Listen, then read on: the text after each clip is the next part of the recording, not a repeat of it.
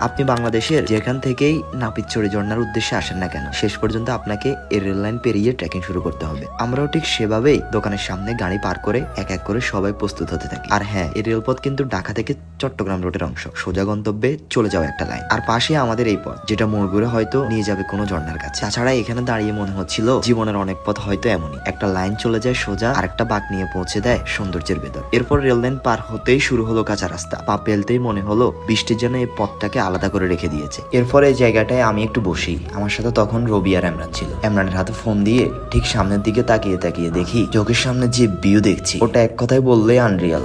সবুজ গাছপালা, হালকা বাতাস আর পাহাড়ি রোদের মতো একটা ভাইব। ওখান থেকে উঠে আবার হাঁটা শুরু করলাম। আর সামনে গিয়ে দেখি রাস্তার অবস্থা তো পুরাই খারাপ। ভাগ্যিস তখন বৃষ্টি ছিল না, তা না হয় এই রাস্তা দিয়ে হাঁটাটাই অনেক মুশকিল ছিল। এরপর রাস্তার পাশে চোখে পড়ে গ্রাম বাংলা নামের একটা হোটেল। হোটেলটি ছিল বাঁশের বেড়া দিয়ে ঘেরা আর চারপাশে ফুলের টব দিয়ে সাজানো। খুবই একটা সৌন্দর্য তা না, তবে ভালোই লাগছিল। আরো কয়েক কদম সামনে হাঁটতেই দূরের আসল ভিউ চোখে পড়ে। দূর থেকে পাহাড় আর সবজির বাগান, এ যেন সিলেটের কোনো চা বাগান দিয়ে আমরা হাঁটছি। তারপর আর কি, এমরানের সাথে একটু ফাইজলামি করি। এমরান তো এমনিতেই ক্যামেরার সামনে একটু বেশি অ্যাক্টিভ হয়ে যায়। পাহাড় আর এখানে সবজির বাগান, এই কম্বিনেশনে ওর নাটকীয়তাও যেন ডবল হয়ে গেল। গাছের পাতার সামনে নিয়ে বলি, বলতো এটা কি গাছ? ও সেই মুখভঙ্গি দেখে হাসি থামাতে পারেনি কেউ, কারণ বলতে গিয়ে এমন গম্ভীর ভাব সে করছে যেন লাইভ টিভি ইন্টারভিউ নিছিলাম। এরকম দুষ্টামির মাধ্যমে আমাদের ট্রেকিং এর কষ্টটা কমে যায়। তবে হ্যাঁ ভাই, রোদেরও কিন্তু প্রচন্ড তাপমাত্রা ছিল।